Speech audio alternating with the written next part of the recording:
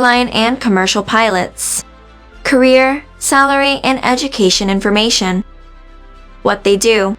Airline and commercial pilots fly and navigate airplanes, helicopters, and other aircraft. How to become one. Commercial pilots and flight instructors are common entry-level positions for airline pilots.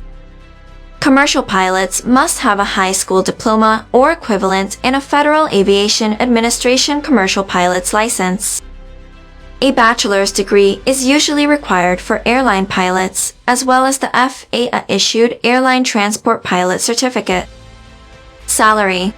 The median annual wage for airline pilots, co-pilots, and flight engineers is $147,220.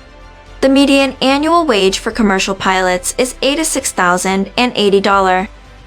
Job outlook.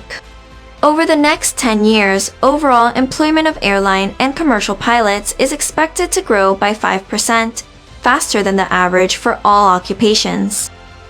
Most job opportunities will arise from the need to replace pilots who leave the occupation permanently over the projection period.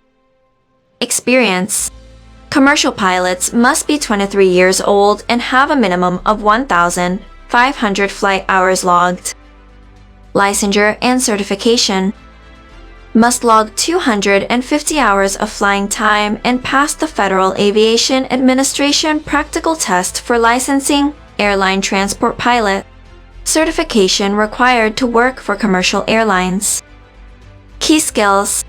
Communication skills, excellent vision and physical health, aeronautical knowledge. Thanks for watching. To get the latest videos related to career and education, please subscribe to our channel.